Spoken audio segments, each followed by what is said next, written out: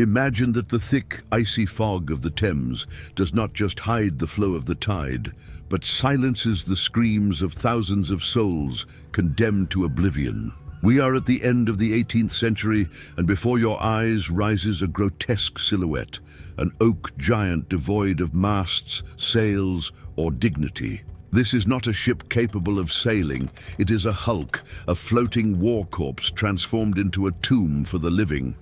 As we approach, the first impact is not visual but olfactory. A dense and nauseating smell of rotting wood, old tar, and human excrement that saturates the humid air, creating an atmosphere of palpable toxicity. The water around the hull does not move freely. It stagnates, thick with the waste thrown directly from the grated hatches. Here, sunlight is a distant memory, barred by thick planks and the indifference of an empire. The sound is a muffled cacophony of whooping cough and the metallic clinking of heavy chains dragging across the damp deck. To the unsuspecting observer, it seems only an anchored vessel, but for the men imprisoned in its dark belly, this is the end of the known world. There is no horizon, only the damp wood that sweats disease, and the low ceiling that forces the body to bend in perpetual submission. To enter here is to accept that human biology will be tested to its absolute limit, where naval architecture, once a symbol of pride, has been converted into an efficient machine of physiological grinding and silent despair. To understand the existence of these aquatic dungeons, we need to look at the geopolitics that closed off the exile routes. With the American Revolution in 1776, Britain suddenly lost the primary destination for the transport of its criminals, creating an immediate and catastrophic bottleneck in its land-based prisons. The temporary solution, which tragically lasted 80 years, was to use the hulls of obsolete warships, unfit for combat, anchored in the muddy estuaries of Woolwich and Deptford. However, the physical geography of these locations conspired against human life. Anchored in brackish waters and surrounded by marshes emitting natural gases, the hulks became perfect biological incubators. The wood of the hulls, old and saturated by river water, acted like a sponge for moisture, preventing the interior from ever drying out completely. This perpetual moisture was not just uncomfortable, it was lethal. It promoted the rampant growth of fungi and bacteria on the walls, where prisoners rested their heads to sleep. The physical structure of the ship, designed to keep water out, now kept miasmas in, without adequate cross-ventilation, turning each deck into a greenhouse for respiratory pathogens. The geographical isolation in the middle of the river served two cruel purposes. It prevented escape through treacherous currents and kept the horror of human decay far from the sensitive eyes of London society, allowing the system to rot from the inside out without witnesses. As we descend to the lower decks, the sensory reality becomes a biological nightmare. The darkness is almost absolute, broken only by tiny cracks that barely allow one to distinguish the huddled bodies. The chronic lack of direct sunlight triggers a severe vitamin D deficiency, leaving the prisoners' bones brittle and their immune systems in total collapse. But it is the diet that accelerates annihilation. Ship biscuits, hard as stone, are not just food, but ecosystems of weevils and larvae that men ingest out of pure necessity for caloric survival. The absence of fresh vegetables invites scurvy, which turns gums into bloody masses and reopens old wounds that never heal. The air is a toxic mixture, saturated with ammonia from the waste buckets that overflow during the night, burning lungs and eyes. Hygiene is non-existent.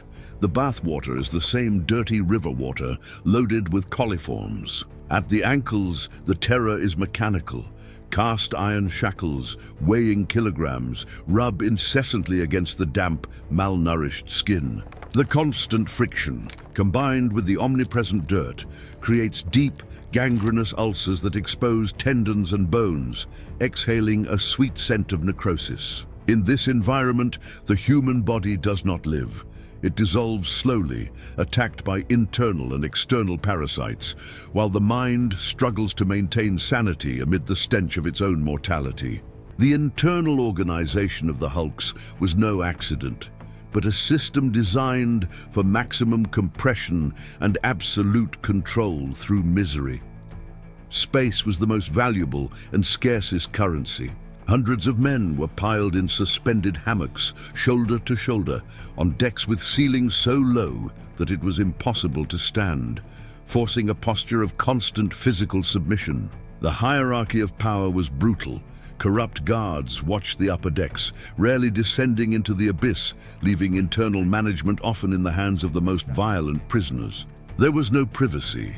Every bodily function, every sigh of pain, every moment of weakness was public. The routine was marked by forced labor, dredging the river during the day, where the men, already debilitated, crawled in toxic mud, only to return at night to their wooden coffin. Ventilation was purposely neglected to prevent mutiny sounds from traveling or tools from being passed through windows. This architecture of confinement transformed the ship into a social and biological pressure cooker. Fear was the only law in force. Fear of the guard, fear of the cellmate, and above all, fear of being sent to the infirmary, a place where medical treatment was non-existent and from which one rarely returned alive, serving only as an anteroom for the disposal of the body in the dark waters. The greatest threat within the wooden abyss was not the jailer's whip, but an invisible and microscopic enemy, Rickettsia prowazekii. Typhus, terrifyingly known as jail fever, found its ideal habitat in the hulks. Transmitted by the feces of lice that infested every inch of clothing, hair, and bedding, typhus decimated entire populations in a matter of weeks. The biology of transmission was relentless. The louse bit, the victims scratched the wounded skin and inoculated the infected feces into their own bloodstream. The result was a delirious fever, violent skin rashes, and finally multiple organ failure. In 1780, being sentenced to a hulk was, statistically, a death sentence from systemic infection. The rotten and damp wood of the hulls prevented any effective attempt at fumigation or cleaning. Fungi on the walls and mold in hidden corners formed pathogen reservoirs waiting for the next host. Tensions peaked when outbreaks occurred. The panic spread faster than the disease as there was nowhere to escape. The dead were often left among the living for days, or buried in shallow graves on muddy banks where the high tide occasionally exhumed the bodies, reminding survivors of the inevitable fate that awaited them. It was a cycle of contagion and death fueled by state negligence and the architecture of decay. When the hulk system was finally abolished in 1857, it was not due to sudden humanitarian compassion, but because the stench of death and the risk of contagion to the civilian population became politically unsustainable. The ships were dismantled or scuttled, and the rotting wood, witness to so much suffering, disintegrated in the riverbed. Today, looking at the modern Thames, we see waters reflecting the sky and the architecture of a vibrant city. However, beneath the mud, archaeologists still find corroded chains, uniform buttons, and human remains with marks of severe nutritional diseases. The hulks represent a dark chapter, where penal efficiency was measured by the mortality rate and where human biology was disregarded in favor of administrative convenience. They remind us that cruelty can be systematized, engineered, and hidden under the fog of bureaucracy. The history of these floating prisons is a visceral warning about what happens when human dignity is removed from the equation of justice. It is our duty to excavate these memories, not to glorify suffering, but to ensure that the horror of the past finds no echo in the institutions of the future.